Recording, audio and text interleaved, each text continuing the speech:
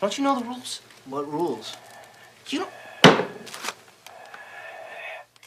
Jesus Christ, you don't know the rules? Have an aneurysm, why don't you? There are certain rules that one must abide by in order to successfully survive a horror movie. Welcome, everybody, to the Monthly Movie Dispatch. We get together every month and talk about what movies we've seen, what we recommend, and what to avoid. What separates us from the other 100,000 other movie-related shows is that we're high school friends and we've been discussing movies for 15 years. We love talking film, and we'll be doing it even if no one's listening. So this is a special episode. It's not one of our monthly wrap-ups. It is just for horror movie month. So we're recording this in the beginning of November, talking about our horror movie month. I'm Nick Moffat, and I'm here with Derek Deal. Hey. And, we just completed October 2018 Horror Movie Month. What do you think, Derek? How you doing? How are you recovering from Horror Movie Month? It was pretty intense, but honestly, it was easier than I remember it being, because I haven't, really committed to it in a couple years now. And I remember last time it was tough. It was kind of hard for me to find 31 movies that I wanted to watch that all fell into that one genre, But this year it was very easy, and I had more than 30. I still have 18 movies left over on the list of movies I wanted to watch this year, because more just kept coming up. So, it went really well for me. Awesome. Yeah, man, I love Horror Movie Month. This is my 5th year doing it. And I know I say this every year, but I feel like this might really be my last year of doing it all the way. It's not just because I'm exhausted and kind of wiped out from watching all these really scary movies, but I think it's also, I know a big part of it is that, we have new babies. Yeah. And I just know that as the baby gets older and turns into, a little person and then a bigger person and a bigger it's just, I'm not going to be able to watch really scary movies around a little child. It's just not fair, and Yeah. Fear-inducing nightmares for most of these choices. I know. There was some moments, because he watched a lot of them with me, on my lap and stuff. And I'm in the room hearing all the noises and stuff. I know I don't have any memories from that age, but I hope it's not very impressionistic on the child, because some of these were pretty fucked up. Right. I know that she doesn't, see or there's no way she'll remember any of these. Right. But Lane does this thing where when there's a loud noise, which horror movies, there's often jump scares or loud bangs or whatever. Yeah. She'll her eyes will just open all the way and she'll throw both of her arms in the air what's happening, It's really quite funny, but I shouldn't laugh at how my daughter gets scared about stuff like this, right? But what is Horror Movie Month?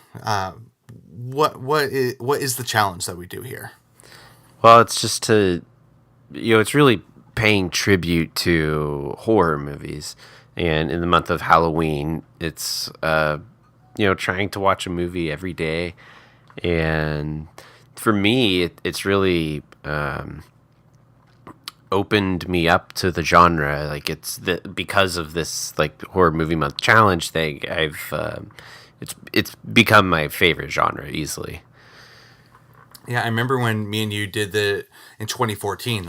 It was my first year doing it. I think you had done it a year prior to that, and it was before that I wasn't really that into horror movies at all, and now now I'm totally with you. It's become one of my favorite genres. I'm not quite there saying is my favorite, but it's it's something I look forward to every year. Yeah. It's really fun, and it's just great. So it's like a challenge to watch a movie every day. It's also a challenge to push yourself through some of the fears. But then it's also just an enjoyable time to watch movies. Yeah. Well, it's kind of weird because horror movies, I feel kind of have a weird stigma in just the general public. They're not. I think they're big with teens, and then they kind of drop off, like the age audience like kind of drops off a little bit, I feel like. But then since we've been watching them, you kind of start to discover that, hardcore film buffs that kind of jumps back into horror being a really big genre, really popular. But so it's been, I've loved how much it's opened, like doing this has opened me up to realizing how great of a genre it is and how many like amazing gems there are in this different approach to experiencing movies. Yeah, absolutely. So let's go over our lists. Let's each say, we'll just list through in order of how we watch them, and then we'll kind of go more in depth on what we did, and talk about some of our favorite ones. Yeah. So do you want to go first and go over your list? Sure. Yeah, so I watched 24 movies. I didn't quite make it. I will say, like, days that I went to the theater to watch a new movie that came out, I just didn't have time to also go home and then watch a horror movie. So a lot of those, I just kind of skipped those days. But yeah, fair. My list. Okay, here we go. Mandy, Summer of '84, The Strangers Pray at Night, Halloween, Halloween 2, Suspiria, Annabelle, Annabelle Creation, Pyewacket, The Conjuring 2, Ghost Stories, Veronica, The Ritual, Before I Wake, Apostle, Hereditary, Halloween 2018, The Texas Chainsaw Massacre, The Blackcoat's Daughter, The Hills Have Eyes, Mother, The Fly, Scream 4, and Unfriended Dark Web. Wow, that's exciting. There's some great movies in there. Yeah. Holy moly. All of these were first time watches for me too. Wow. Yeah. Wow. That's impressive in and of itself. Yeah. I had mostly new watches. I had 3 rewatches. Yeah. So and I did get to 31. Nice. I will say some of mine aren't as scary as they probably could have been. Like I definitely got some like satires and maybe not as like truly upsetting movies, but right. But anyway, there's just so many facets for it. Yeah, let me just read my list before I start rambling on. Okay. So I got The Witch, The Blob, The Company of Wolves, Whatever Happened to Baby Jane, Dead Silence, Christine, Hold the Dark, Fright Night, The Conjuring 2, Unsane, Diabolique, Horror of Dracula, Vampire's Kiss, Dead Zone, The Last Man on Earth, Life After Beth, Train to Busan, 2018's Halloween, Frankenstein Meets the Monster from Hell, Slice, The Fearless Vampire Killer, Leprechaun, Nosferatu the Vampire, The Cabinet of Dr. Caligari, The Crazies, Audition, Alien, Inland Empire, Suspiria, Child's Play, and Invasions of the Body Snatchers. Wow. Wow. Oh man, I'm getting like flashbacks just looking at the pictures of the cover of these. It's pretty intense. It's kind of weird too. Like it's almost none like horror movies aren't really ever positive. It's a lot of just like darkness for a month, but somehow it's really fun still. Yeah, I mean, I was talking to Shannon about this because she doesn't like horror movies like at all, and she still doesn't. I mean, it's like one of those things where I get it. Like some people just don't like horror movies, and I kind of purposefully chose less scary ones when she was around, like right. like Christine was a really great one for her because it was like about this killer car, and it's not really gonna give you nightmares. But towards the end of the month, we had these conversations about how even the lighter movies aren't going to be positive. Like right. Even the ones that aren't truly like gut-wrenching and upsetting, the most positive a horror movie can be is these people didn't get killed by a scary monster. Right. And they will live a traumatic life going forward. Right. They will always have that trauma forever and ever because they didn't get eaten by a silly monster. It's like yeah. It's it weighs on your soul a little bit. Yeah. No, for sure. It definitely affects, like, I don't know. It's just it works out though well because I feel like Halloween as a holiday is like, there's just this whole aura. It's like a whole different. I don't know. Like it just goes so well with the month, and so like even though you're just consuming all this like disturbing visuals and sounds all month long, like it feels appropriate still. Like it doesn't, I don't know, to me it doesn't affect me in that way. Yeah. Yeah, I mean, there's definitely a sense of community about it too. Like we do horror movie month. I know there's a lot of people online that do it. Like on Letterboxd, they have Hooptober, is what they call it, because it's a tribute to Tobe Hooper. Tobe Hooper, yeah, Tobe Hooper, and I know they have different guidelines that they do every year, and even people not online. Like I went to the video store a couple times, and people are just looking for horror movies, and they're gonna have horror movie nights, and it's almost like a communal thing in the month of like of spookiness. Like just the vibe of Halloween, even if it's not like scary, it's like spooky, and I think everyone likes to embrace that on some level. Yeah, for sure. So. Should we start talking about some of our favorite ones that we watched? Sure. I can start with one of my favorite movies that I watched this year, and it's not one of my higher rated movies, but 3.5 stars for me is kind of like, I like the movie a lot. It's totally fine. It's not like a spectacular, incredible movie, but I had a lot of fun and I like it and recommend it to everyone.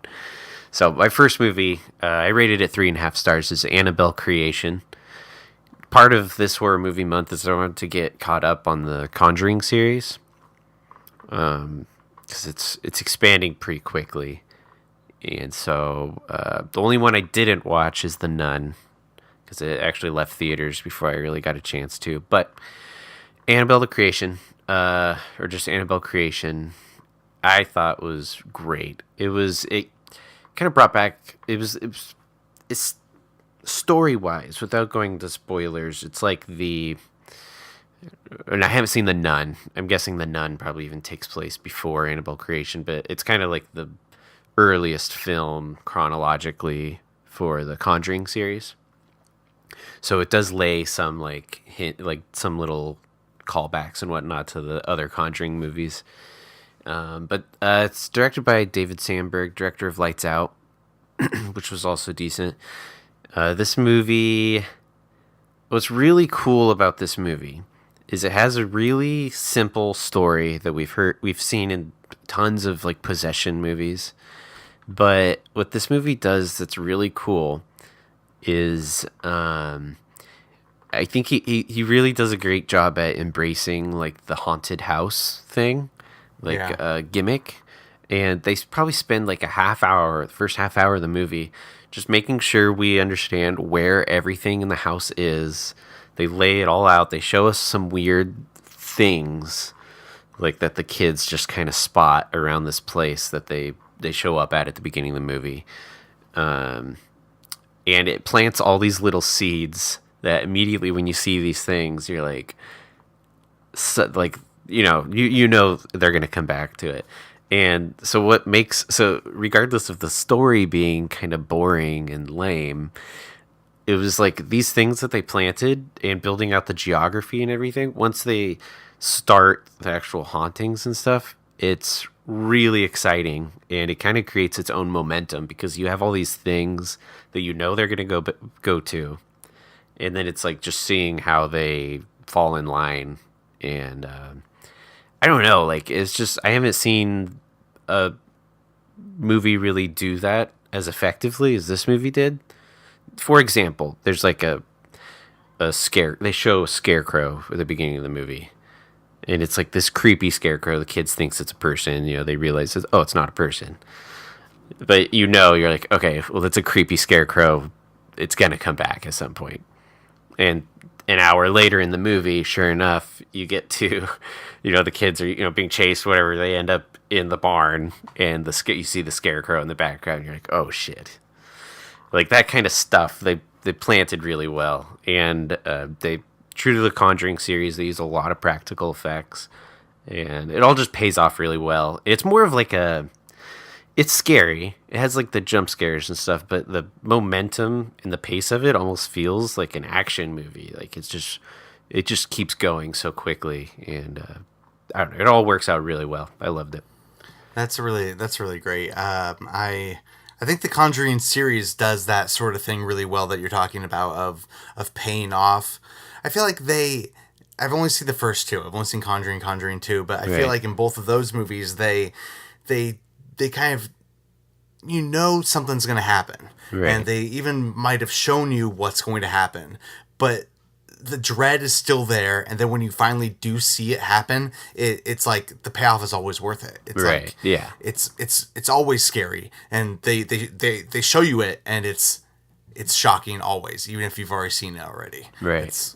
It's weird how it's weird. It's a weird feeling, but that's really great. yeah.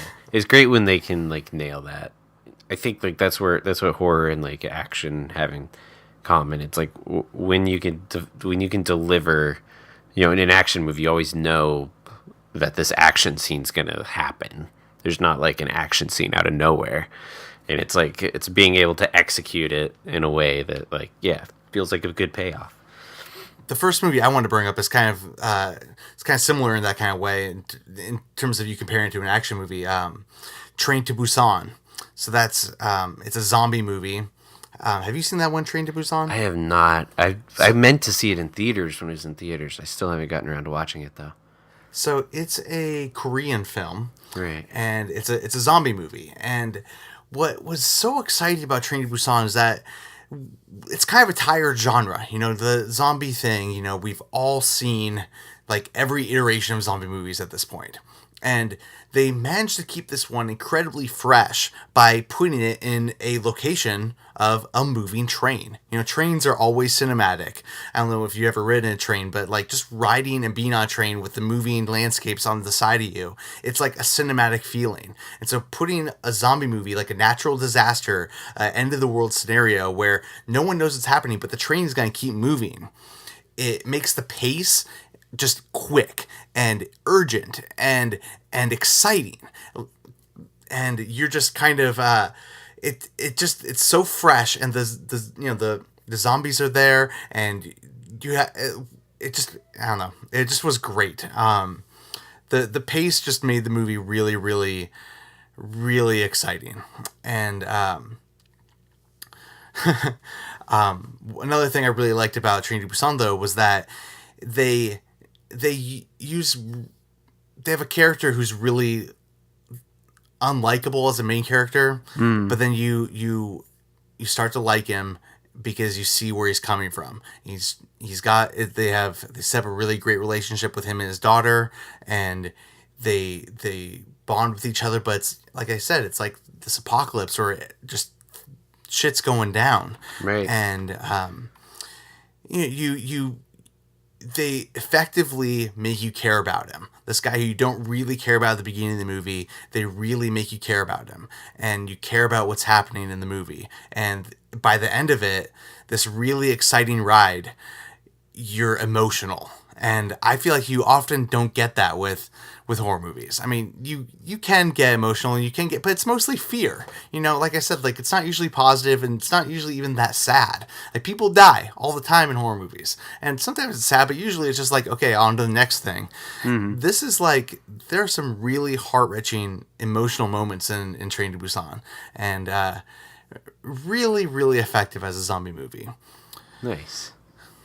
Fun fact, unless it's been outbeaten since, Train to Busan was Korea's largest blockbuster ever, domestic blockbuster ever. And I think it made the most money like overseas as well of any other movies. Oh wow, I had no idea. Well, that's cool.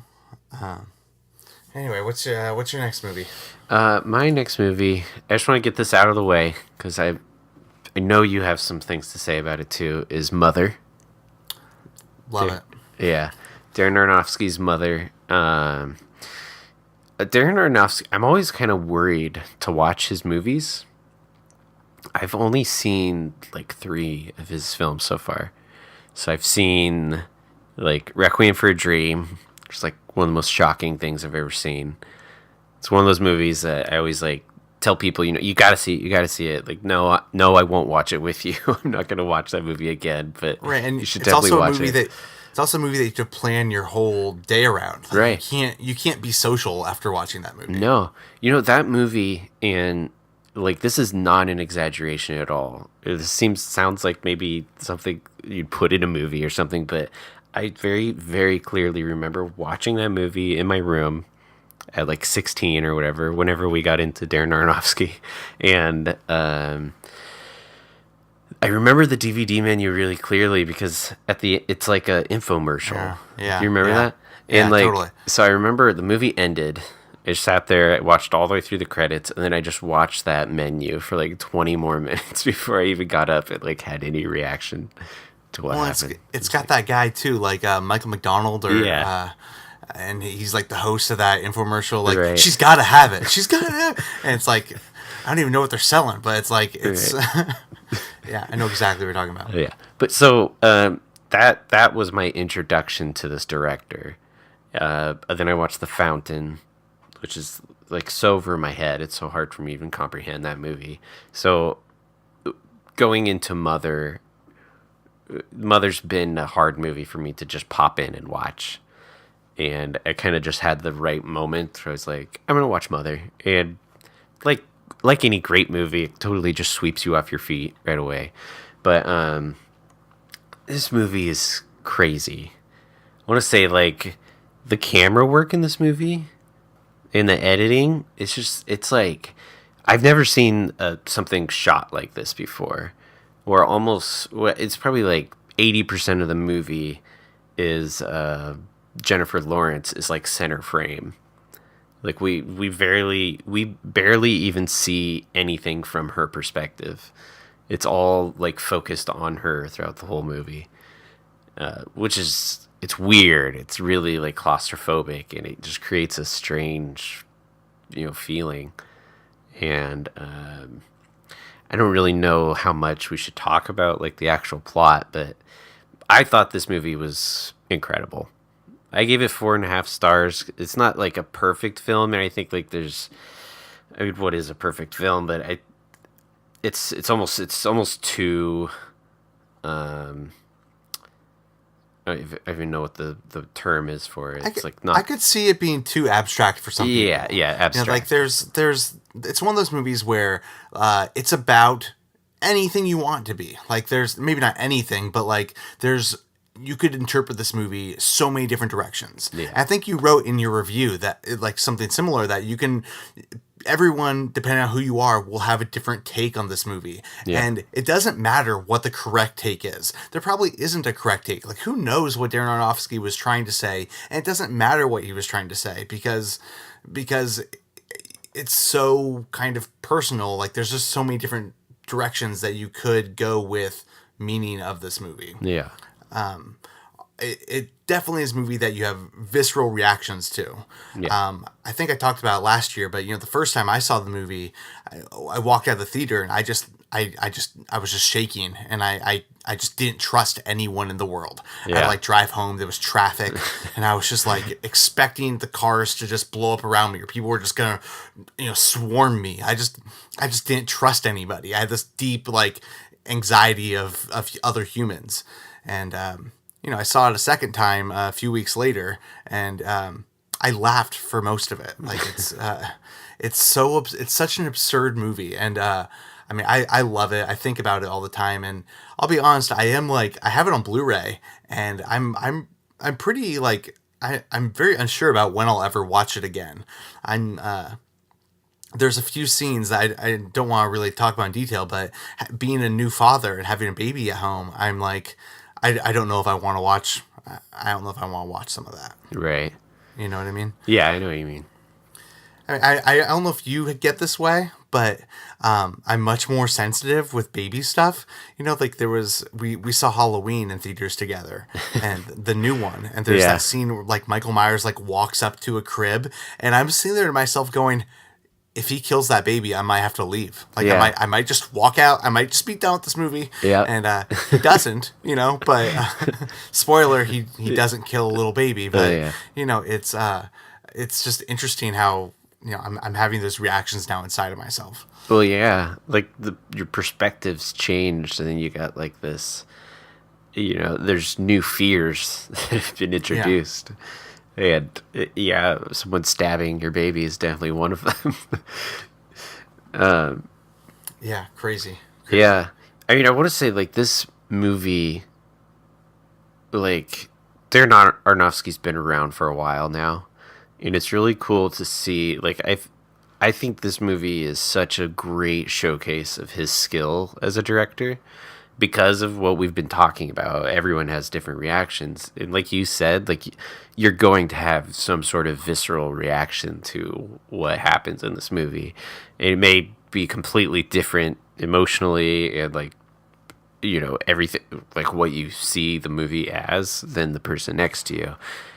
Yeah, I think that's really like, that's like true That's art. Yeah, you don't get that very often. But this movie it's almost like impossible not to get that by watching it, no matter who you are, no matter like how into film you are, how, you know, if you just threw it on or whatever, it's like it doesn't give you that option to not have a like to not have some sort of visceral reaction, which makes this movie something really special, I think. Definitely. Well, speaking of visceral reactions, I want to tell you about this movie Audition that I watched. It's a Japanese film, came out in 1999. It's a very interesting movie because for most of it, it's just like a straight up drama. It's about this guy who has a son, and his wife died, and his son's now like 17. It's like she's been dead a few years, and his son's like, hey, you should meet new people. You know, you should meet a woman, you know, and he's like, yeah, sure. So they set up this like audition to like, he's like a film producer, and it's like a pretend audition where they're gonna like, you know, basically just meet women, you know, just to see if he likes any of these women. Right. And he, you know, develops an infatuation for one of them, and they start seeing each other, and they like go away together, and they like hit it off, and it's just like a drama for like the first like hour. You know, Yeah. and then it becomes like a mystery, and it's not even like a horror of a mystery. It's just like a mystery where he's just trying to kind of solve the story, and then in like the last like bit of the movie, like the last quarter of the movie, it becomes this like really really intense movie where like speaking of visceral reactions, like I don't think I almost threw up, you know, like I was like, and it wasn't, I think I had such an intense reaction because most of the movie wasn't that way, you know, like compare it to like Hostel or an Eli Roth movie or Saw or something where like the whole movie is like torture porn. You know, I feel like when it is torture porn, you know that's what you're getting yourself into, and you've set that up, and maybe you're not going to be as intense with it just because, you know, the whole movie is torture porn. Right. This movie was like, you get to know the characters, you get to know the story, the setting, the tone, and then like it just destroys you. And like my bones hurt. I was like gagging, and like it was just I just had such an intense reaction to it. Yeah. I mean, I hope I'm not giving too much away, but it just was a very, very interesting movie. Yeah. No, I mean, that movie, Takahashi Miike, I think, is the director, and he's famous for his, I think he only has a handful of horror movies, but they're notoriously like very hard to watch in like ways that most other movies aren't. You know, it's like he just has a way about directing his gore that is just so upsetting and unsettling. Like, you just do not want to see it. Yeah. I've heard the same thing about this other one. I think it came out just a couple years after Audition, was Iki the Killer. And I hear that movie's it's one of the hardest horror movies to watch. It's just so dark and fucked up. Well, this one was too. Yeah. And I recommend it though. Like I hadn't seen a horror movie like that had like it's just strange how the tone was consistent for the story and yet it changed so much. Right. You know what I mean? Yeah. So I definitely recommend that movie. Nice. Let's see. Another movie I watched was Unfriended, the Dark Web, or just Dark Web, I think. I think you watched the first Unfriended, right? Yeah, and I liked it. Yeah. This movie was like just as great, if not maybe even a little bit better. Really? Yeah. The trailers, it really made it seem like it was going to be almost like a Clips movie, like VHS or something like that, where it has a bunch of like they find a bunch of scary videos on like this laptop. It's like from the dark web, all this disturbing videos. That turns out that's only like 3 minutes of the movie. All of those videos are like squished into a really quick little montage that they look at. But the movie's actually about these kids that I don't know if it's a spoiler or not, but they find someone's laptop. Pretty much, it's about. That's in the trailer. I knew that they found a laptop. Okay, yeah. okay. So, yeah, and it's really about the person who they have the like whose laptop it is. That person is like a crazy hacker, and they kind of just fall into this crazy like scenario that involves like child trafficking and like abduction and like all this dark shit, and they kind of, because they have his laptop and he's like this hacker, they kind of get involved in it in a way that they can't get uninvolved without like seeing things through. And so that's what makes this movie really scary. It's none of it's like paranormal shit. It's all like stuff you hear about in the news today. So that's what makes this movie really scary, I think. And they use the gimmick really well, just like they did in the first Unfriended. I can't really pinpoint what it is about that gimmick that works so well. Like everything about it, when you describe it, seems like it wouldn't work, but it just does. I don't know why. I think if you get like just a good cast of characters who are it's just on their faces the whole movie, some good actors, and it just works. I don't know. I don't understand how they pull it off, but it works great. I think part of it is the claustrophobia of it a little bit, of like you being stuck in that one location and having that location be something we all relate to. Like we all look at our computer screens, we all navigate the screens.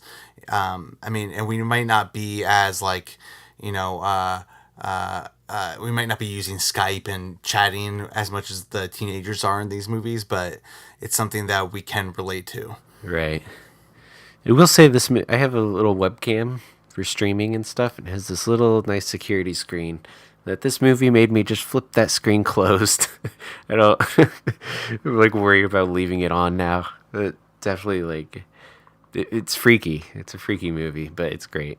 I recommend it. So that's Unfriended, the Dark Web. Yeah, I'll have to look at that one. Yeah. It's not like gory or anything. There's none of that stuff. So it's actually a lot easier. It's an easy watch. Cool. Well, so I wanted to bring up a couple movies. I kind of lumped them together purposefully over here. One thing I really love about horror movies is how many subgenres there are. Like, there's just so many different directions that you can take horror movies. And, like, for example, like this year I watched like 5 or 6 vampire movies. And vampire movies are like kind of interesting and special on their own because there's like, we've all seen so many different directions that vampire movies go in. There's Interview with the Vampire, or the Twilight movies, or Only Lovers Left Alive, or Let the Right One In. Like, there's all four of those are like totally different. And Right. like I watched, like there's the classic ones. There's like Dracula is the classic vampire movie, and I've now watched at least 4 or 5 different versions of Dracula, and like the original one, the 1922 Nosferatu movie. I didn't watch those this year, but this year I watched the 1979 Werner Herzog Nosferatu movie, and the 1958 horror of Dracula movie. It's the first Hammer Films Dracula movie that has Christopher Lee as Dracula, and it's just really interesting because they both they're both pretty much the same tale. I mean, they definitely go in very stylistically different directions, but it's like, they have the castle, they have Dracula as this menacing figure. I mean, but the way like Christopher Lee plays Dracula is like he's like sexy and suave and powerful, this confident being, and he's like a magnetic figure to look at on the screen. And then you have oh gosh, I'm blanking on his name right now. He's like Klaus Kinski, that's his name. He's Dracula, or he's Nosferatu. He's Dracula in Werner Herzog's film. And he's like the shriveling, like pathetic, lonely, like monster. He's just looking at him. He's just like this creep. And you're just like, ew, like look at that guy. And yeah, both movies are like totally stylistically different. I mean, Werner Herzog takes it with like kind of a realistic approach, but also the way he edits his movies it's kind of, there's a lot of jumps in it, and you kind of lose track of what's real. So like shot to shot, there's kind of a realism about it, but then overall you're kind of lost in what's happening.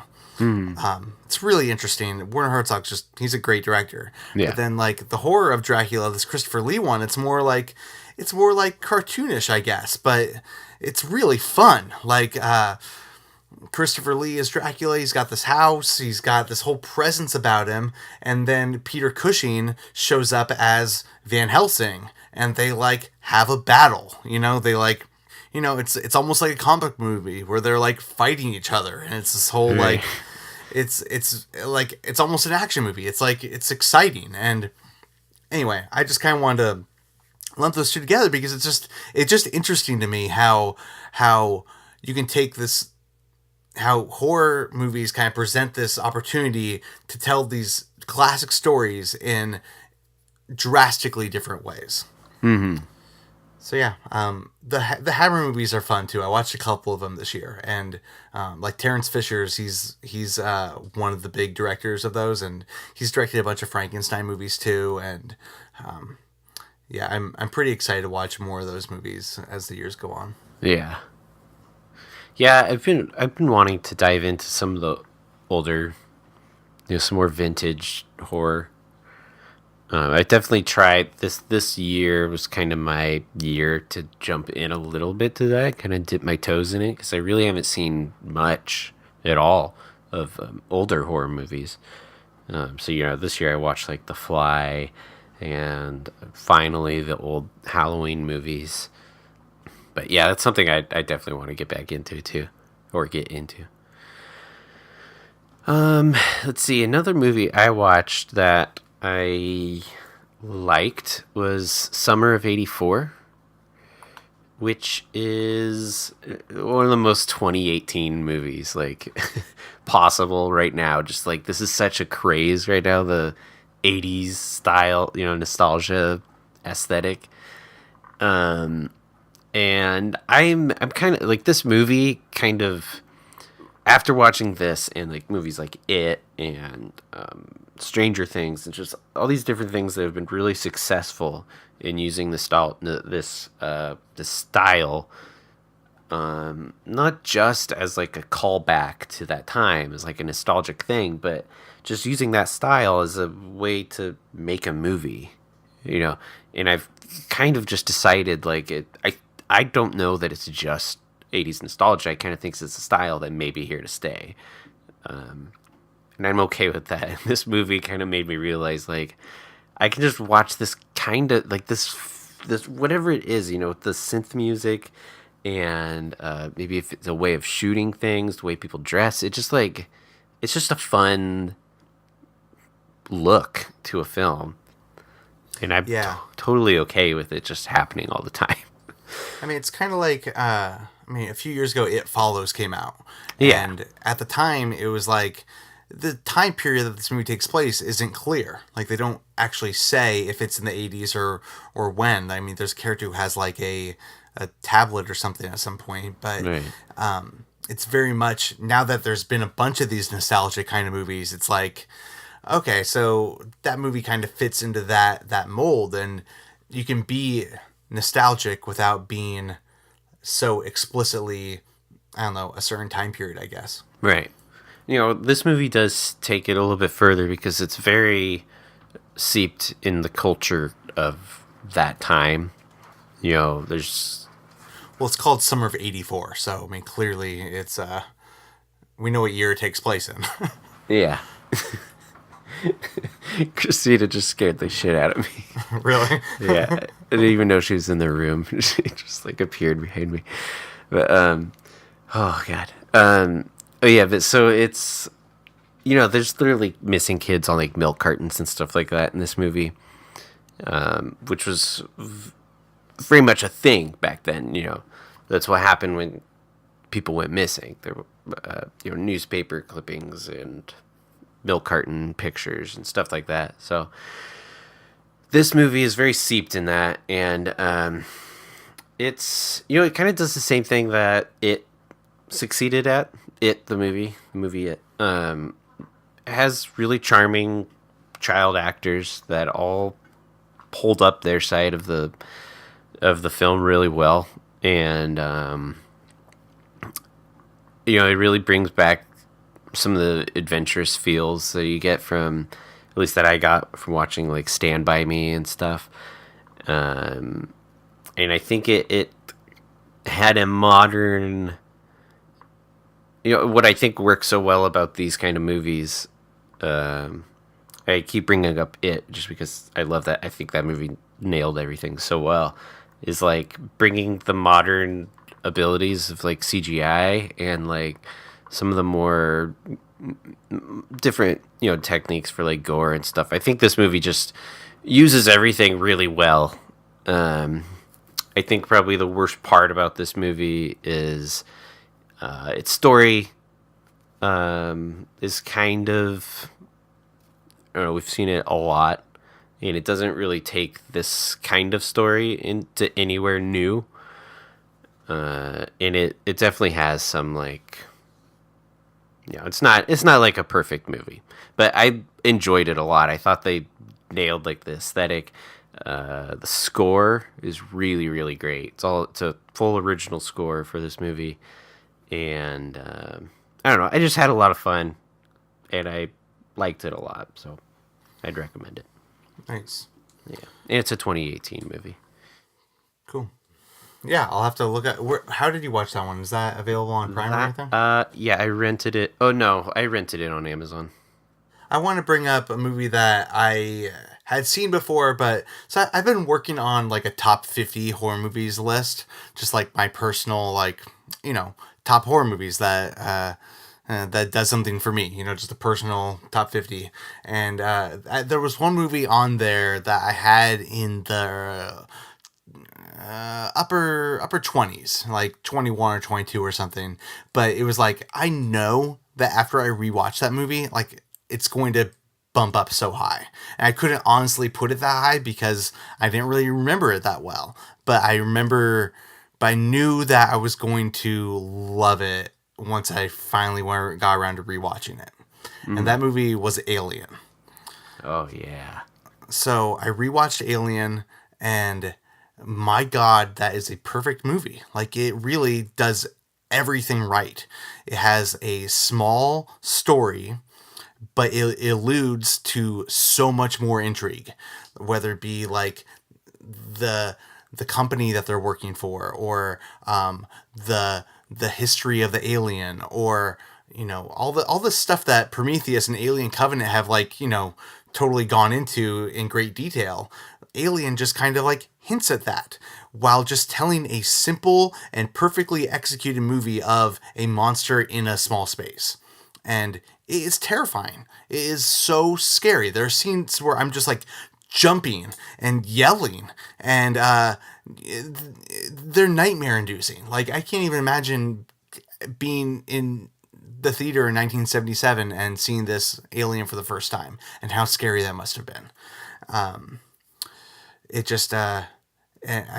love the set design. I love the spaceship. I love how it's all these people are blue collar people just trying to make some money, and their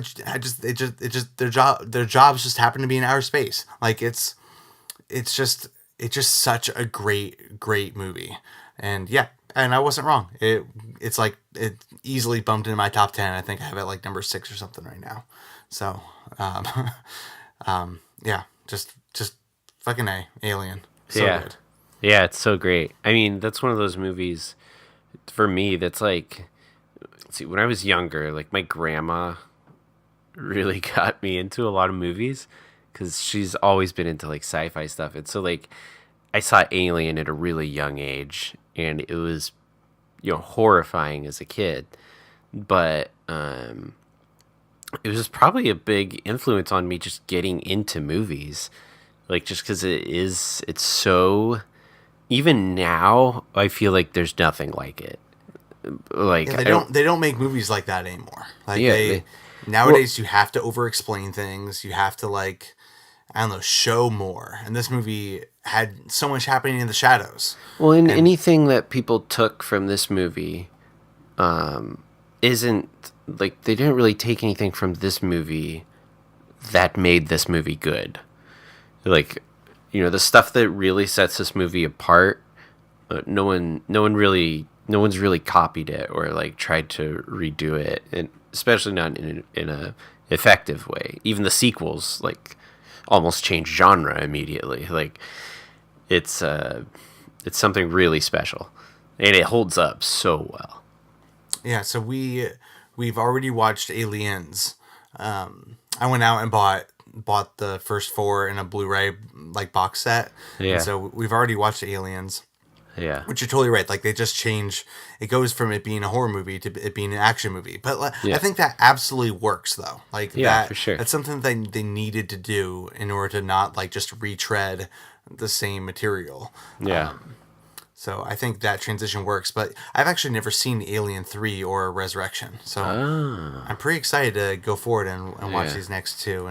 And if that goes well, though, we might just keep going and watch Prometheus and Alien Covenant again, too. Just for the heck of it.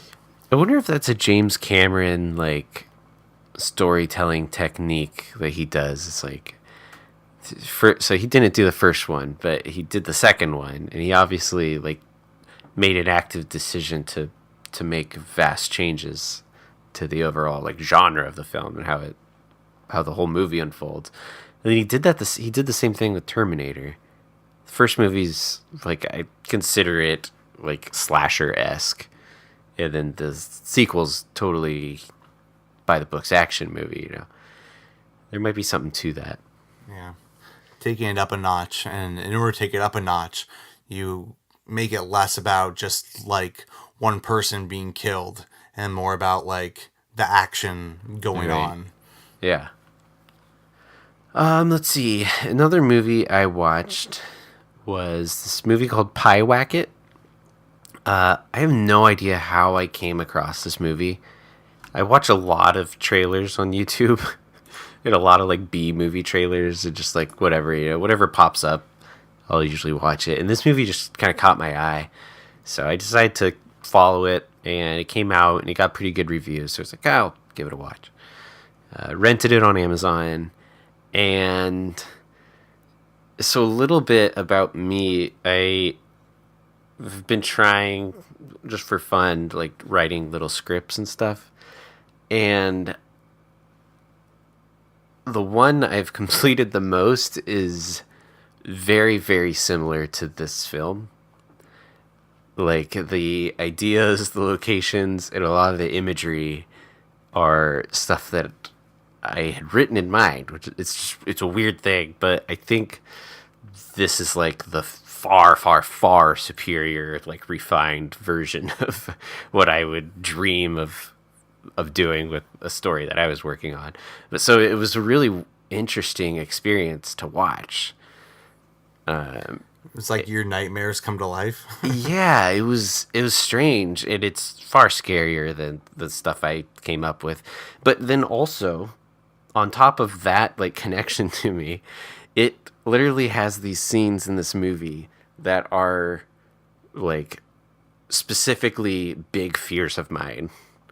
And so I don't know, it's just like, it was a weird experience for me. It was like, not only did this feel like really close to like stuff I actually imagined and put on a page, but then also it came up with extra stuff that was also specific to like my fears. And it was strange, but it was really great. Like, I loved it. And that connection, I know, like, definitely made me love it a lot more. But it's also just a really unique movie, and it's very indie, very, very low budget. Has like 3 actors in it. But it's just about this girl that really doesn't get along with her mom. So much so that one night she goes out into the woods and summons a witch to kill her mom. And not knowing if she actually did or whatever, or if that stuff's even real. She goes home, fixes things with her mom, but now she has the issue of she summoned a witch to kill her mom, and so that's the story, is her trying to figure that shit out. So it's pretty scary, and I definitely recommend it to everyone. It's great. That's on Amazon. You can rent it too. That sounds really scary, for sure. Yeah. Okay, so that's Pyewacket. Ooh. So, yeah, I wanted to bring up a movie that I think we both watched this month. Suspiria. Yes. So, Suspiria, that's a movie that came out in the 70s. I think like 77. And it's an Italian film. It's an Italian film, but takes place in Germany, but they all speak English. So, okay. Right? That's so, I think so. Like, this movie was so, like, engrossing. Literally, like, Brandon asked us if it's an English language movie. And I was like, I don't know. I just watched it. I don't even remember. So this movie had like everything that I look for and love about horror movies. So, I mean, first of all, the soundtrack was extremely like debilitating. Like, it was so overwhelming and like borderline obnoxious. Like, it was just like overboard on everything that was happening. Yeah. And I loved it for that. Yeah. But like, also like, it seemed like maybe all the actors, like, just maybe the ADR or something, like maybe they had to re-record their lines or something, but maybe it just didn't seem like it totally matched up or something. Did you get that? Because I mean, the people I was watching it with, we all 3 of us were like, wait, is it dubbed right now or not? Is it dubbed? Is it dubbed? And we all had to second guess ourselves, and we ended up with like, I don't think so. Like, we turned on the original, like, there were 2 options on the Blu-ray of like original or, something else. And we went with the original one. So it must have been the right one, but, I don't know. I'm kind of rambling on about No, this. I know what you mean though. I've seen that. I've felt that before in other movies too. It might be an age thing. I don't know. Yeah. Anyway, this movie though, it's pretty short, and in fact, there's a lot of plot to be had. There's a new version of Suspiria that's coming out. Like, I think it's out already. Like, it came out in November. I think it came out last weekend, and it's like an hour longer. Like, this movie, the one that we watched, was like an hour and a half, and the new one's like 2.5.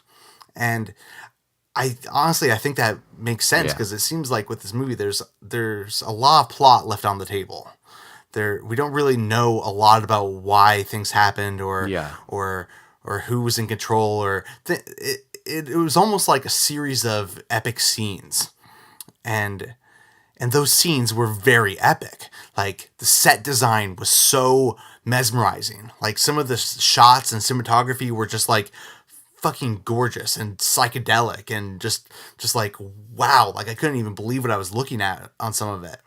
And then there were like certain scenes that were like shocking, like, and upsetting, like at like a gut level. Like, I don't really want to go into too much detail on them, but like there were a couple scenes where the people I was watching it with just got up and went to the other room. You know, like something that happened to this girl, and you know, my friend just got up and walked away. Just, no, I'm not watching that anymore. And Yeah. I mean, I love that. I love that stuff in horror movies, and I don't know. It towed this line between. It was kind of absurdist. It was kind of like there were parts that were kind of silly, but it was also very, very disturbing and I don't know, upsetting. No, absolutely. I mean, I had very similar response. Like, the one thing you get out this movie, no matter what, is it's absolutely gorgeous. Like, the amount of detail in these sets, and like, yeah, how vibrant everything is. It's just so beautiful to look at. And it's kind of, it's weird for such a dark movie to be so pretty and like colorful, you know? Right. It was funny because I got home and Shannon and I watched it with some friends, and you know, the next day Shannon was like, "Well, do you think I would like it?" And I was like, "You know, I think on some level you absolutely would, because it's you love movies and it's gorgeous. Like, it's a gorgeous movie, and it's got this awesome soundtrack, and just every shot is magnificent." And then I like went into detail on one of the scenes, and she was like, "Yeah, no, I'm not watching that movie ever. I'm never watching that movie." Because it's just so upsetting. Yeah. You know, it's like, oh, this thing happens to this character. She's like, yeah, I'm never watching that. No. Yeah, like, out of context, some of the stuff that happens in this movie, you're like, what the fuck? Like, if you tell anyone about it, it's like no way does that work in the film. There's no way. But it does. But yeah, it's almost absurd. Yeah, so I mean, I love that movie. I would recommend it to anyone who likes horror movies, like, absolutely. And even movies on top of that, anyone that loves movies, I would recommend it to. But just be aware that there are a few scenes that are truly gruesome. Yeah, and I think this is one of those important horror films. I know, like, the reason it was on my radar is I've just heard so many people reference this movie as like inspiration, or as a, you know, the scariest movie they ever saw when they were growing up as a kid. And I think it's just a really influential film on the genre. I'm actually really interested in the new one too. I think there's a lot of opportunity. It's like one of those rare remakes where there's a lot of opportunity to go further in the story and to do a completely different style. You know, like there's no reason to try to recreate the original in this movie. Like, you can absolutely make your own style and make your own scares and explore the plot. So I'm very excited and curious of how the new one's going to go down. Hopefully we'll review it on the next podcast, you know, on me the too. November episode. So I kind of want to just talk about Wes Craven a little bit. I watched Scream 4 this year, which was his last film. And over the last couple horror movie months, I've watched almost all of his movies now. All of his horror movies. He did some non-horror movies. You watched The Hills Have Eyes too. Yeah. So I wanted to kind of touch on that. And just kind of talk about a little bit. Like, he is so wonderful. I like, God, like, so many of his movies are so great. And he's a master. He is. For sure. He really is. Wes Craven is truly, he's had such a large impact on the industry. I feel like he's like starting with, you know, all the way back with like Nightmare on Elm Street. I feel like he's really kind of pushed horror, and he's had a lot of impact on the overall direction of horror, especially through the 90s and into the, you know, he kind of, from what I understand, from what I've read, he kind of helped jumpstart the horror industry as an actual profitable industry with Nightmare on Elm Street.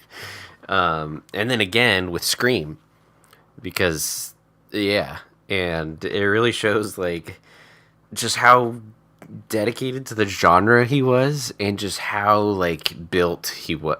He was designed to do this, like make these kind of movies, and he's always been so good at it. But they're all good movies, and I watched Scream 4, and I was pleasantly surprised. I wasn't really, I didn't remember it being like a big deal when it came out. So I thought it was maybe kind of lackluster, but I really enjoyed it. I know he didn't write it, but I think they did a good job catching the spirit of, even more so, like catching the spirit of the first Scream. I think they brought in the gore a little bit more, and I don't know, it had me laughing within the first like 5 minutes of the movie, and I don't know, I just really loved it, and I'm really glad I've spent enough time to see all these great movies he's made, because he's really important director for the genre. Okay, so wrapping this up, why do we do this? If we are going through so much and scaring ourselves silly, why do we do this? I mean, we don't do this for any other genre. We don't do this for any other month. I mean, like, sci-fi month does sound like fun, but horror movie month is special. It's something we do and other people do. Why do we do horror movie month? Yeah, a lot of it for me is horror is just one of my favorite genres, and in the month of Halloween, there's a lot of new horror movies that come out. There's a lot of horror movie specials. It's just on TV and stuff. It's just the culture in America, at least, kind of shifts in that direction, and so I think it's just fun to take advantage of that month and use it to celebrate horror movies and just watch a horror movie every day.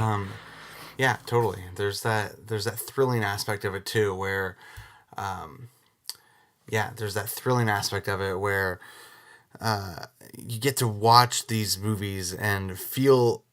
It gives you the opportunity to feel that feeling of fear in a safe place, where you can, at the end of the day, be, just turn the movie off and go on with the rest of your day, but going forward, actually feeling that scary feeling that you don't always get to feel.